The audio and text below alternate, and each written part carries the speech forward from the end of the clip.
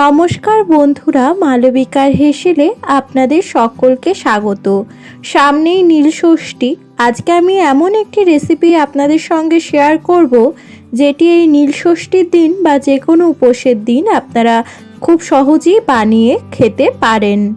আজ আমি তৈরি করব সাবুর পরোটা। সাবুর পরোটা তৈরি করার জন্য প্রথমেই ফ্রাইং প্যানের মধ্যে দিয়ে দিলাম ছোট সাবুদানা।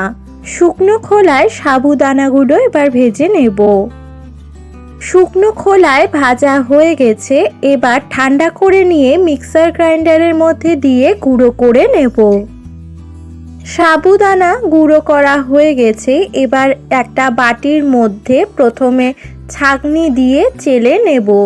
এখানে আমি চালুনি নিয়েছি, আপনারা ছাঁকনিও ব্যবহার করতে পারেন। চালুনিতে চেলে নেওয়ার পর এইটুকু অংশ রয়ে গেছে, এইটুকু এবার আমি বাদ দিয়ে দিলাম। এবার বাটিতে থাকা সাবুর গুঁড়োর মধ্যে দিয়ে দিলাম কাঁচা লঙ্কা কুচি, আর দিয়ে দিলাম 1 চা চামচ গোলমরিচ গুঁড়ো, আর 1 চা চামচ মৌরিকে হালকা হাতে স্ম্যাশ করে নিয়ে দিয়ে দিলাম।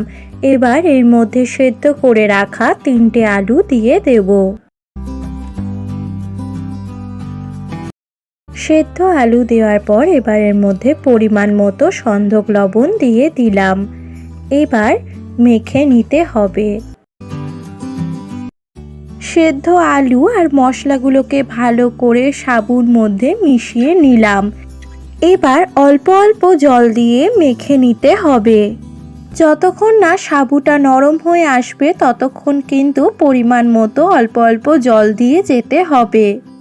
এবার এর মধ্যে 2 টেবিল চামচ মতো সাদা তেল দিলাম।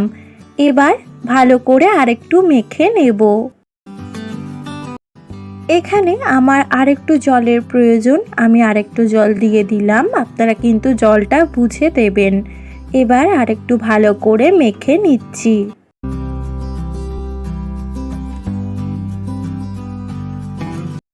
শেষে আরেকটু তেল দিয়ে এবার অল্প মেখে নিয়ে কিছুক্ষণ ঢাকা দিয়ে রাখতে হবে।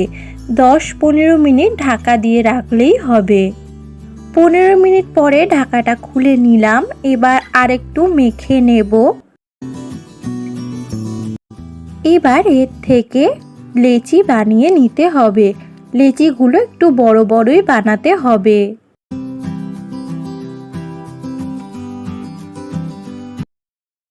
এবার চাকির মধ্যে দিয়ে দিলাম অল্প সাদা তেল। এবার একটা লেচি নিয়ে বেলে নিতে হবে। একটু বড় করে প্রথমে বেলে নিতে হবে, আর এর ধারগুলো কিন্তু এভাবেই ভেঙে যাবে। তার জন্য একটা গোল বাটি নিয়ে এবার একটা গোল শেপ করে নেব। রাউন্ড শেপ হয় এরকম যে কোনো বাটি আপনারা ইউজ করতে পারেন। এবার ধারের অংশগুলোকে বাদ দিয়ে দিলাম। একটা পরোটা তৈরি। এবার বাকিগুলোকে এভাবে বেলে নেব। এরপর ফ্রাইং প্যানের মধ্যে দিয়ে দিলাম খুব অল্প পরিমাণে সাদা তেল।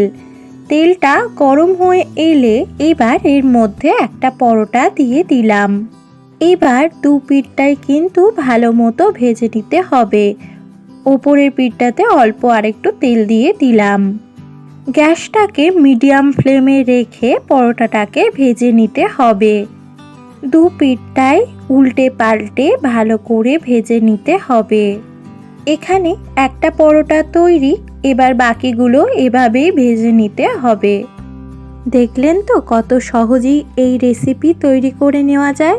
আপনারাও কিন্তু এই নীলষষ্ঠীর দিন বা যে কোনো উপোসের দিনে এই রেসিপিটি একবার বানিয়ে খেতেই পারেন।